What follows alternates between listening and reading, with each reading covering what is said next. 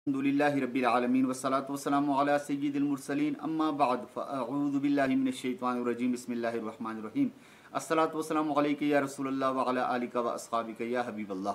मोहतरम सामीन इकराम, अस्सलामु अलैकुम व रहमतुल्लाहि व बरकातुहू। उम्मीद करता हूँ आप सब खैरियत से होंगे। अल्लाह ताला सब पर अपना खुसूसी फजल व करम फरमाए।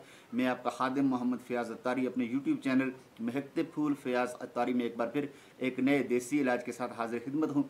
आज जो देसी इलाज लेकर आया हूँ वो उन लोगों के लिए है, उन मरीज़ों के लिए है कि जो मैदे के मरीज़ होते हैं, जिनके मैदों में ज़ख़म होते हैं। बहुत ही ज़बरदस्त और बहुत ही आसान मुजरब ये नुस्खा जो मैं लेकर आया हूँ, इस पर अमल कीजिए, फिर अल्लाह की कुदरत के नज़ारे देखिए। इलाज समात कीजिए। आपने लेनी है बंद गोभी।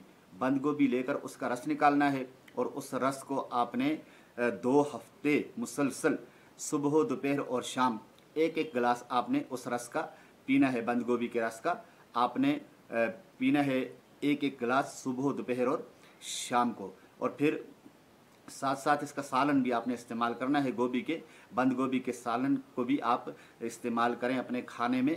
2 हफ्ते मुसलसल आप जो है सुबह दोपहर शाम इसके सालन को भी आप खाएं। फिर इंशाअल्लाह अज़्ज़ व जल आप देखिए मेरे अल्लाह की शान, इंशाअल्लाह अज़्ज़ व जल आपके मैदे के जो ज़ख़म हैं वो दुरुस्त हो जाएंगे। अल्लाह ताला करम फरमाए। अल्लाह ताला अज़्ज़ व जल तमाम मरीज़ों को शिफाए कामिला अता फरमाए। उम्मीद करता हूँ आपको मेरी वीडियो पसंद आई होगी। अगर आपको मेरी वीडियो पसंद आई है तो मुसलमानों की खैर ख्वाही की नीयत से इसको ज़्यादा से ज़्यादा शेयर कीजिए और लाइक भी कर दीजिए। अगर लाइक नहीं कर सकते तो डिसलाइक ही कर दें। चलें, मेरी हौसला पस्ती नहीं होगी, फिर भी इंशाल्लाह मेरी हौसला अफजाई ही होगी। यकीनन इसमें मेरी अपनी कोताही होगी। मेरी वीडियो, मेरे बोलने का अंदाज़ शायद आपको पसंद ना आया हो तो डिसलाइक कर दीजिए, कोई मसला नहीं है। लाइक नहीं करते तो अल्लाह ताला आप पे करम फरमाए। फिर भी आपके लिए दुआई करता हूँ, अल्लाह ताला रहम फरमाए।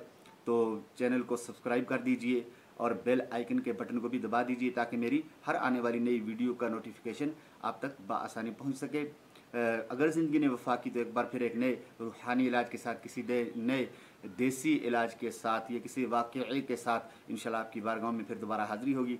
तब तक के लिए मुझे इजाज़त दीजिए। अस्सलामु अलैकुम व रहमतुल्लाहि व बरकातहू।